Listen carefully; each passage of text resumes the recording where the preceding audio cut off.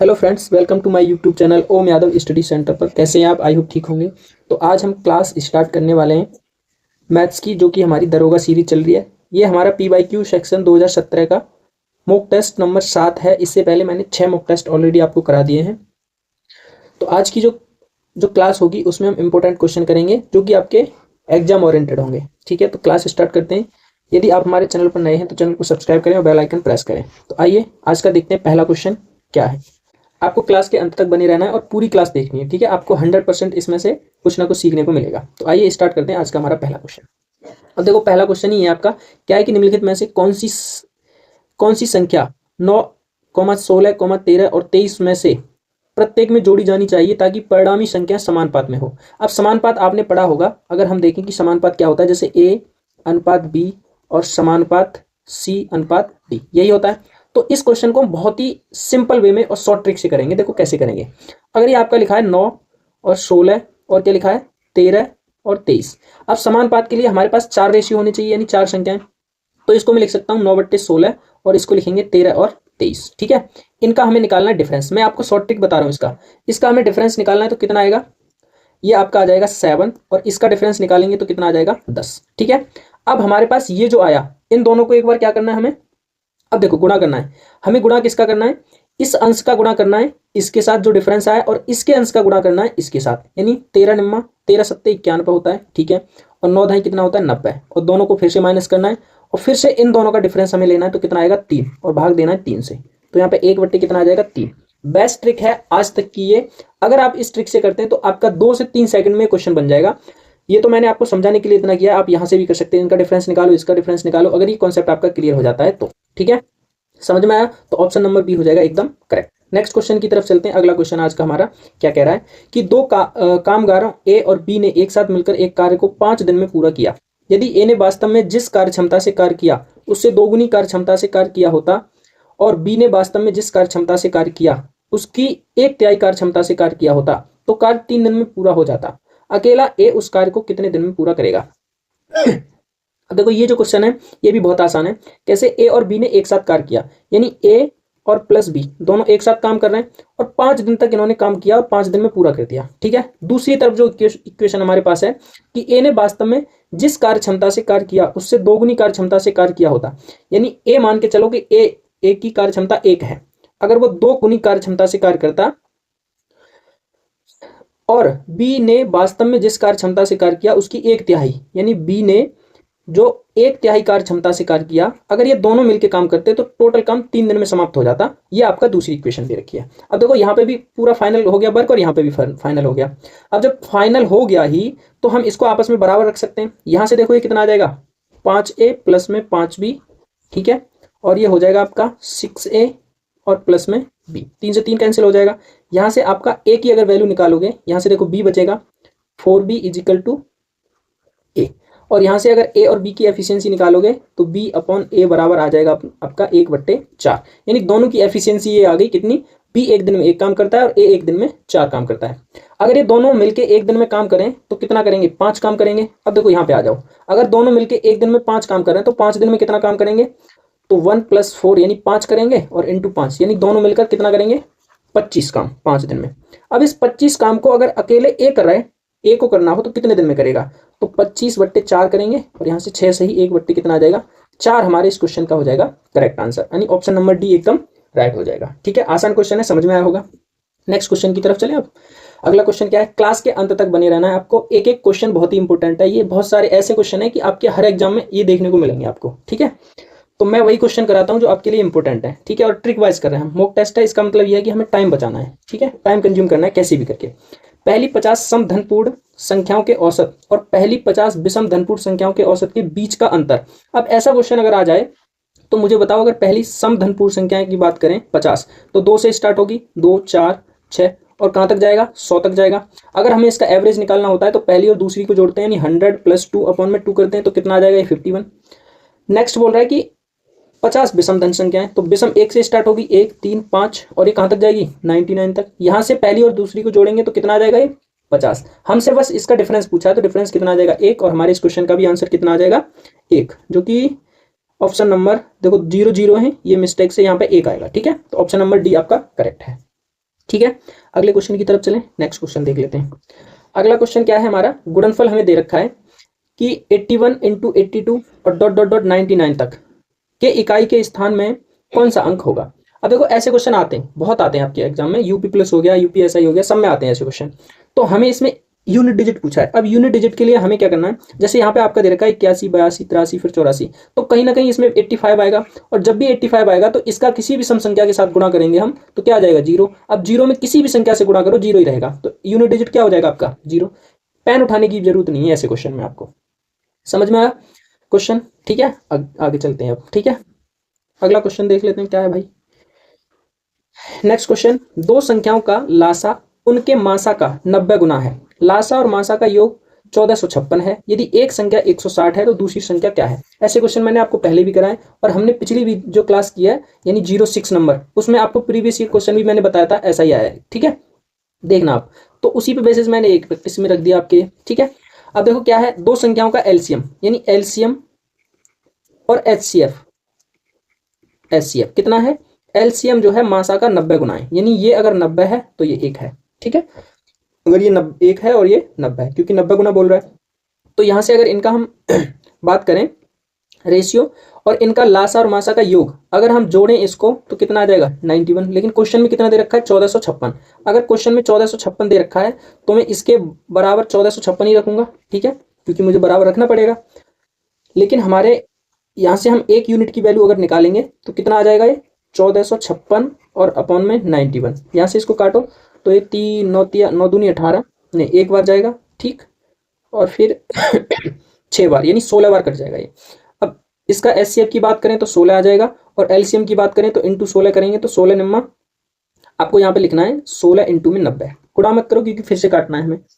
आगे हमसे बोला है कि एक संख्या कितनी दे रखी है, 160, तो दूसरी संख्या, यानी हमारे पास फॉर्मूला होता है first into second is equal to LCM into HCF, यही होता है फॉर्मूला। तो पहली संख्या अगर 160 है, सेकंड हमें निकालनी है, ठीक है, और एलसीएम कितना है 90 इंटू में 16, और इंटू में एचसीएफ कितना है 16। 16 से 16 कट जाएगा, 0 से 0, यानी सेकंड संख्या अगर हम यहाँ से निकालें तो 16 नंबर कितना होता है 144। तो हमारे क्वेश्चन का आंसर क्या हो जाएगा, ऑप्शन नंबर डी एकदम राइट करेक्ट आंसर, ठीक है, समझ में आया। अगले क्वेश्चन की तरफ चलते हैं। अगला क्वेश्चन क्या कह रहा है, नेक्स्ट क्वेश्चन है कि ए, बी और सी किसी काम को क्रमशः 24, 36, 72 दिनों में पूरा कर सकते हैं। ए प्रतिदिन काम करता है और बी और सी हर चौथे दिन उसकी सहायता करते हैं। काम कितने दिनों में पूरा हो जाएगा। देखो ए है, ठीक है, बी और सी। ए करता है आपका 24 दिन में, बी करता है 36 दिन में, और सी करता है 72 दिन में, ठीक है। इनका अगर हम एलसीएम की बात करें, एलसीएम निकालेंगे तो कितना आएगा, 72 ही आएगा, यानी ये एक, इसकी एफिशिएंसी 1 आ जाएगी, इसकी 2 आ जाएगी, और इसकी 3। कहने का मतलब ये है कि ए अगर एक दिन में एक 3 काम करता है तो 24 दिन में 72 कर देता है, ठीक। 24 काम को सॉरी, ए एक दिन में 3 काम करता है, ठीक है, ऐसे समझना है आपको, और बी एक दिन में 2 और सी एक दिन में 3। क्वेश्चन में बोला है ए प्रतिदिन काम करता है और बी और सी हर चौथे दिन, यानी ए 3 दिन तक तो अकेला काम करता है। अगर 3 दिन तक अकेला एक दिन में 3 करता है तो 3 दिन में कितना करेगा, 9 कर देगा कि नहीं। उसके बाद जो जुड़ेंगे चौथे दिन, तो चौथे दिन में ए तो करेगा ही, लेकिन ये दोनों भी बी और सी सहायता करेंगे, तो 6 काम हो जाएगा। यानी टोटल ये जो 15 वर्क आया, 15 वर्क, ये कितने दिन में आया, 4 डेज में। 4 डेज में आया कि नहीं बताओ। अब टोटल हमारे पास वर्क हमें पता है कितना है, टोटल वर्क तो हमारे पास कितना है 72 है। इस 72 को करना है, तो मान के चलो इस 15 वर्क को हम 72 के नजदीक लेके जाएं तो 15 छिक्के 90 ज्यादा आ जाएगा, यानी 15 पंजे 75 फिर भी, तो 15 चौका 60। अगर मैं 4 का गुणा करूं इसमें तो ये 60 वर्क हो गया, और इसमें 4 का करेंगे तो 16, यानी 16 दिन में 60 वर्क हो गया। अब इसके बाद फिर से एक काम करेगा और 3 दिन तक 9 काम कर देगा, ठीक है। तो 3 दिन तक 9 काम किया, यानी ये 19 डेज हो गए, और यहाँ पे कितना आ गया 69। अब काम बचा सिर्फ 3। आगे जो काम होगा अगले दिन चौथे दिन, यानी देखो 3 दिन का काम 3 दिन का काम 9 तो हो गया, अगले चौथे दिन क्या है, ये तीनों मिलके करेंगे, तो एक दिन में चौथे दिन कितना करते हैं 6 काम, लेकिन हमारे पास काम तो सिर्फ 3 बच रहा है, तो आधे दिन काम करना पड़ेगा उनको। आधे दिन का मतलब 19.5, यानी 19.5 इस क्वेश्चन का क्या हो जाएगा करेक्ट आंसर, और ये 19.5 में क्या हो जाएगा 72 वर्क टोटल हो जाएगा कंप्लीट, ठीक है। क्वेश्चन समझ में आया, इजी है ना। बस आपको क्या करना है, कॉन्सेप्ट समझना है, और वीडियो के अंत तक बने रहना है, बाकी तो मैं बता ही रहा हूँ आपको जैसे भी है। नेक्स्ट क्वेश्चन देखते हैं, अगला क्वेश्चन क्या है आज का हमारा। अगला क्वेश्चन है, पूनम ने एक स्कीम ए में 4,200 का निवेश किया जो 12% प्रति वर्ष की दर से साधारण ब्याज अदा करती है, वह स्कीम बी में भी 4200। देखो यहाँ पे थोड़ी सी मिस्टेक है हमारी, यहाँ पे क्या है 4200 माइनस पी है, तो यहाँ पे क्या करेंगे हम, ये माइनस है यहाँ पे, ठीक है, 1 मिनट में सही कर, हमें यहाँ माइनस पी लिखना है, ठीक है। अब ये सही है आपका क्वेश्चन, का निवेश करती है जो 10% प्रति वर्ष की दर से वार्षिक रूप से संयोजित चक्रवृद्धि ब्याज देती है। 2 वर्षों के बाद पूनम द्वारा दोनों स्कीमों में अर्जित ब्याजों का अंतर 294 हो तो पी का मान ज्ञात कीजिए। अच्छा क्वेश्चन है, आपको ये बनाना है, बताओ कैसे बनाएं। मैं इसको आपको बहुत ही शॉर्ट ट्रिक से बताऊंगा कैसे करना है। अब देखो यहाँ पे एक जगह मानसी लिखा है ऊपर, ठीक है, यहाँ और यहाँ लिखा है पूनम, तो आप चाहे पूनम मान लो चाहे मानसी मान लो, ठीक है, कोई दिक्कत नहीं है। तो क्वेश्चन करते हैं, देखो क्या है, पूनम ने एक स्कीम ए में 4200 रुपए का निवेश किया जो 12% प्रति वर्ष की दर से साधारण ब्याज अदा करती है। अगर मान के चलो 12% साधारण ब्याज की दर से एक साल में 12%, तो 2 साल में कितना हो जाएगा, क्योंकि ये बोल रहा है ना 2 वर्ष के लिए, 2 वर्ष बोल रहा है, तो हमें क्या करना है, सबसे पहले यहाँ पे हमें 4200 लिखना है, और 4200 का क्या है, ये एक साल का 12%, 2 साल का 24% हम यहाँ से निकाल देंगे। बताओ कोई दिक्कत आपको यहाँ पे परेशानी नहीं होनी चाहिए। यहाँ से जब निकालेंगे हम तो ये कितना आ जाएगा, 42, 24 दूनी 48 और 4 चौक 16 और 4 20, 4 दूनी 8 और 2 10, यानी 1008 क्या आ जाएगा ये आपका, यहाँ से ब्याज निकल के आ जाएगा 2 साल का साधारण ब्याज 4200 रुपये पे 24% का, ठीक है। आगे क्वेश्चन में बोला गया है कि जो 10% प्रति वर्ष की दर से वार्षिक रूप से संयोजित चक्रवृद्धि ब्याज, यानी बी भी क्या करता है, ये तो ए का निकल के आ गया, यानी बी में भी इतने रुपए का निवेश करती है जो 10% प्रति वर्ष की दर से चक्रवृद्धि ब्याज से संयोजित चक्रवृद्धि ब्याज देती है। अब देखो अगर 10% से ब्याज देगा वो 2 साल के लिए, तो 10 का हम लिख सकते हैं 1/10, यानी 10 से क्या हो जाएगा, एक साल के लिए 11, और फिर दूसरे साल की 10 से फिर 11, यानी इसको करें हम तो ये 100 हो जाएगा, और ये कितना हो जाएगा 121। अब एक चीज आपको क्या निकालना है यहाँ पे, दोनों पूनम ए और बी जो है इन स्कीमों के अर्जित ब्याज का अंतर 294 है। अगर मैं यहाँ से 294 माइनस कर दूं तो हमारे पास ये अंतर निकल के आ जाएगा। तो यहाँ से जब इसको माइनस करेंगे तो 8 में से ये 4 बचेगा, 9 में से यहाँ पे कितना बचा, 10, 1 बचा, और यहाँ 9 में से 2 जाएगा 7, यानी 714। अब देखना यहाँ पे ध्यान से, यहाँ पे जो डिफरेंस अगर आया हमारा, ये कितना आया 21 का, और ये 21 का डिफरेंस किसके बराबर है, 714 के। यहाँ से अब निकल जाएगा हमारा क्वेश्चन का करेक्ट आंसर। तो 21 का अगर 714 है तो 1 यूनिट का मान कितना आ जाएगा बताओ, ये 714 और अपॉन में 21, 21 से इसको काटेंगे, 21 या 63 होता है, और ये 4 बार चला जाए, यानी 1 यूनिट का मान कितना आ गया 34। अगर ये 1 यूनिट का मान 34 है तो हमें तो यहाँ से निकालना है बी का, ये तो उसका पी निकालना है ना, तो मूलधन कितना हो जाएगा, तो 100 यूनिट का मान कितना आ जाएगा 3400, ठीक है। अब पी मूलधन हमें पता चल गया 3400 है, तो हमें डिफरेंस पूछा है, तो 4200 में से अगर मैं 3400 माइनस कर दूं तो कितना आ जाएगा हमारे पास आंसर 800, यानी ऑप्शन नंबर सी क्या हो जाएगा एकदम करेक्ट, ठीक है। समझ में आया आपके, एक बार फिर से समझ लो, पूनम ने एक स्कीम ए में 4200 का निवेश किया जो 12% प्रति वर्ष की दर से साधारण ब्याज अदा करती है, वह स्कीम बी में भी 4200 माइनस पी का निवेश करती है जो 10% प्रति वर्ष की वार्षिक ब्याज की दर से संयोजित चक्रवृद्धि ब्याज देती है। 2 वर्षों के बाद पूनम द्वारा दोनों स्कीमों में अर्जित ब्याज का अंतर समझो। यहाँ पे पहले ए स्कीम थी 4200 रुपए थे, 12% प्रति वर्ष की दर से साधारण ब्याज, तो 2 वर्ष का 24%, यानी 1000 कितना आ गया 8। लेकिन दोनों वर्ष का अगर हम यहाँ पे बात करें तो 294 है, लेकिन 294 अगर मैं इसमें से माइनस कर दूं तो ये दोनों वर्ष का निकल के आ जाएगा 714, ठीक है। अब यहाँ पे हमसे बोला है कि 10% से अगर वो 10% से अगर वो करे 10% से 2 वर्ष के लिए, तो हमारे पास यहाँ से डिफरेंस कितना आएगा 21, और ये किसके बराबर आ जाएगा 714 के। 714 के आ गया तो हमसे यहाँ पे 1 यूनिट की मान निकाल लेंगे हम यहाँ से, और 1 यूनिट का मान निकलेगा तो यहाँ से 3400 आ जाएगा उसका क्या प्रिंसिपल, और प्रिंसिपल को जब इसमें से माइनस करेंगे तो यहाँ से माइनस जो भी है हमारा पी का मान निकल के आ जाएगा, ठीक है। अब चलते हैं अगले क्वेश्चन की तरफ। नेक्स्ट क्वेश्चन है, देखो ऐसा क्वेश्चन भी आता है। अब क्या है ये 0 पॉइंट, यहाँ पे क्या है ये बार है, ठीक है बार। तो यहाँ पे क्या है 0.9 बार और 0.9 के बीच का क्या अंतर है। तो देखो कभी भी अगर ऐसा क्वेश्चन है तो 0.9 बार है और माइनस करना है 0.9 को, तो इसको हम लिख सकते हैं 9, और जितने के ऊपर बार होता है उतने 9 नीचे आते हैं, तो इसमें से ये कैंसिल हो जाएगा, यानी 1 माइनस 0.9 करेंगे तो आंसर कितना आएगा 0.1। ऑप्शन नंबर सी हो जाएगा इस क्वेश्चन का करेक्ट आंसर। नेक्स्ट क्वेश्चन की तरफ चलते हैं। अगला क्वेश्चन क्या है? अगला क्वेश्चन है हमारा कि रवि ने 15,000 में एक मोबाइल खरीदा और उसे 20% के लाभ पर नेहा को बेच दिया। फिर नेहा ने वही मोबाइल रोहित को 15% लाभ पर बेच दिया। रोहित ने वह मोबाइल तोड़ दिया और फिर उसे 25% की हानि पर करण को बेच दिया। करण द्वारा भुगतान की गई धनराशि ज्ञात कीजिए। अच्छा क्वेश्चन है, लेकिन इसको करेंगे कैसे वो समझो। अगर टोटल कितना था 15,000 उस मोबाइल का मूल्य था रवि ने खरीदा, अब उसने 20% के लाभ पर बेच दिया, यानी 20% को हम क्या लिख सकते हैं 20 पंजे 100। इसको 20% को मैं क्या लिख सकता हूँ 1/5, यानी लाभ पे बेचा तो इसको मैं 6/5 निकाल सकता हूँ। अब जो 6/5 जो राशि निकल के आएगी उसको क्या हुआ बेच दिया और नेहा ने वही मोबाइल रोहित को 15%, यानी नेहा ने खरीद लिया। अब ये नेहा का मूल्य आ जाएगा, क्रय मूल्य, ठीक है। अब इस नेहा के क्रय मूल्य में क्या है कि उसने 15% के लाभ पर फिर से बेच दिया, तो 15% को मैं क्या लिख सकता हूँ 5 दिया 15 20, यानी 23 बट्टे क्या लिखेंगे हम इसको 20 आ जाएगा, ठीक। अब ये क्या आ गया नेहा के लिए तो ये प्रॉफिट के साथ विक्रय मूल्य आ गया, लेकिन वहीं अगर करण खरीदता है इसको तो क्या आ जाएगा क्रय मूल्य। तो आगे बोला है कि फिर से वह मोबाइल तोड़ दिया और फिर उसे 25% की हानि पर करण को बेच दिया। अब इसने जो 25% हानि पर करण को बेचा तो 25 चौका 100, 25 चौका 100, यानी इसको हम कह सकते हैं कि 1/4 3/4।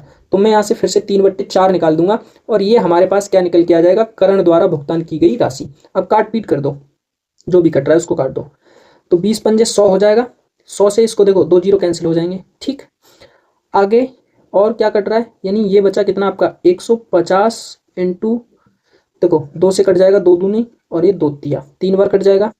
अगर आप इसको काटना चाहो तो ये भी कट जाएगा आपका, देखो इसको भी हम काट सकते हैं 2 से, ये 75 हमारा 2 से कट गया 75 बार, यानी ये आ जाएगा आपका कितना 75 इंटू में 3 इंटू में 23 इंटू में 3। अब देखो हमें क्या करना है, यहाँ से इसको सॉल्व करना है। तो अगर हम 3 से देखें, सब में 3 है, तो देखो 3 से कटने का मतलब यह है कि ऑप्शन को एलिमिनेट कर सकते हैं हम। देखो 5 5 10 5 15 और 1 16, ये तो 3 से नहीं कटेगा। 5 और 2 10 और 5 15, सॉरी 5 और 5 10 और 3 13, ये भी नहीं 5 3 से कटेगा। 15 और 3 18, ये 3 से कटेगा और ये 3 से कटेगा, ठीक है। अब इन दोनों में से एक ऑप्शन होना है हमारा सही, तो अब गुणा कर लेते हैं हम। देखो 5 दिया 15 थी 45, कितना हो जाएगा ये 3 5 15, 3 7 21 22 हो जाएगा। 3 3 9 3 दूनी 6, 9 पंजे 45 हो जाएगा। 9 दूनी 18, 6 पंजे 30, 2 आएगा, कितना आएगा 2 आएगा 18। तो हमारा ऑप्शन नंबर क्या हो जाएगा ए सही हो जाएगा, ठीक है। अगले क्वेश्चन की तरफ चलें। अब क्वेश्चन है क्या है कि n इजिकल टू आपका दे रखा है कितना, n बराबर आपका दे रखा है 475 AB। धनात्मक पूर्णांक है जिसके दहाई और इकाई का अंक क्रमशः a और b है, ठीक है। यदि n 5 8 और 9 से विभाज्य है तो ये आपका 10 plus b 10a plus b, देखो यहाँ पे लिखा है ना, सही है, ये मान ज्ञात करें। तो हमें क्या करना है, अगर देखो 5 से इसको विभाज्य करेंगे तो इकाई का अंक 0 होना चाहिए या 5, और 9 से विभाज्य करने के लिए क्या है इन सबका अंक योग, यानी 3 से और 9 से विभाज्यता का नियम क्या है कि योग जो है आपका कितना 3 से विभाज्य होना चाहिए या 9 से। तो इनको जोड़ें, 4 और 7 11 5 16। अब 0 अगर मैं यहाँ पे 6 रखता हूं तो देखो कितना आ जाएगा 16 और 6 21, और यहाँ पे अगर हम रखें कितना, यहाँ पे अगर कितना रखें हम जो कि 3 से विभाजित हो, ये अगर मान लो मैं यहाँ 0 रखता हूं तो 15, यहाँ पे 2 रखना पड़ेगा तो 18 हो जाएगा ना, 15 सॉरी 16 और 2 18। तो यहाँ पे a का मान मान लो आप कितना 2 और b का मान मान लो 0, ठीक है। तो कितना आ जाएगा 10 दूनी 20 हो जाएगा। अब ये कितना पूछ रहा है 10a प्लस b पूछ रहा है ना हमसे, 10 दूनी 20 प्लस और b का मान कितना 0। तो ऑप्शन नंबर बी सी हमारा क्या हो जाएगा इस क्वेश्चन का करेक्ट आंसर हो जाएगा, ठीक, समझ आया। ऑप्शन नंबर डी हो जाएगा करेक्ट। तो ये थी आज की हमारी क्लास, कैसी लगी आपको कमेंट बॉक्स में कमेंट करके अवश्य बताएंगे, अपना फीडबैक देंगे।